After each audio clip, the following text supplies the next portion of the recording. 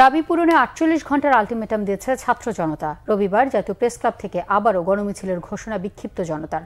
কোটা সংস্কার আন্দোলন থেকে দ্রোহ যাত্রার কর্মসূচিতে দলমত নির্বিশেষে একই স্লোগানে গণমিছিল নিয়ে কেন্দ্রীয় শহীদ মিনারে মিলিত হয়।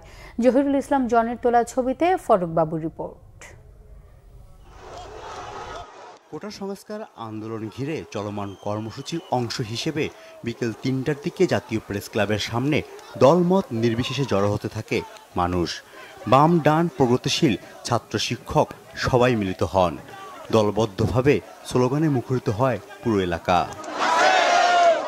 হত্যা আর নির্যাতনের ঘটনায় ক্ষোভ প্রকাশ করেন সাধারণ মানুষ। এই আন্দোলনে হয়তো আমরা কিছু অর্জন করতে পারবো না, হয়তো ওই ছেলেটিকে আমি ফেরত পাবো না, কিন্তু তাদের যে যৌক্তিক দাবি ছিল সেই যৌক্তিক দাবিকে সাথে একত্রতা ঘোষণা করার জন্যই মূলত আজকের আমার এখানে আসা।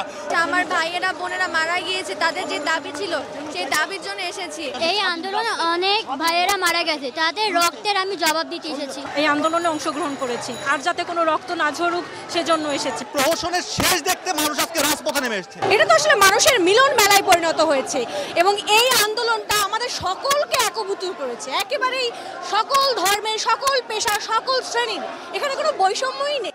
সংক্ষিপ্ত সমাবেশ শেষে বিকেল ৪টার দিকে একযোগে জাতীয় প্রেস ক্লাব থেকে মিছিল ছুটে কেন্দ্রীয় শহীদ মিনারের দিকে। দোয়েল চত্বর হয়ে রাজু ভাস্কর্য ঘুরে মিছিল গিয়ে জড়ো হয় শহীদ মিনারে। আর আমাদের দাবি, আমাদের বিচার সাধারণ জনগণের কাছে, আমাদের বিচার সরকারের কাছে না। এই যে মিথ্যা যে এক ধরনের যে তদন্তের কথা বলছে, আসলে তদন্ত তো হচ্ছে না। আমরা এই ছাত্র হত্যার বিচার চাই। এর আগে বিভিন্ন সড়কের বাঁকে দাঁড়িয়ে থাকা পুলিশের গাড়িতে স্লোগান লিখে যায় ছাত্ররা। রাজধানীর সায়েন্স ল্যাব রামপুরা এলাকার মিছিলও যোগ দেয় শহীদ মিনারে। জাতীয় মসজিদ বায়তুল মোকাররম থেকে জুমার নামাজের পর মিছিল নিয়ে বের হয় কওমি মাদ্রাসার শিক্ষার্থীরা। মিছিলটি পল্টন মোড় জাতীয় প্রেস ক্লাব হয়ে শাহবাগে গিয়ে শেষ হয়। ঢাকা বিশ্ববিদ্যালয় এলাকায় প্রবেশ করতে চাইলে বাধা আসে পুলিশের। সেখান থেকে ঘুরে মিছিলটি জাতীয় প্রেস ক্লাবে জনতার ঢলে মিলে যায়। ফরুক বাবু, বাংলা ভিশন, ঢাকা।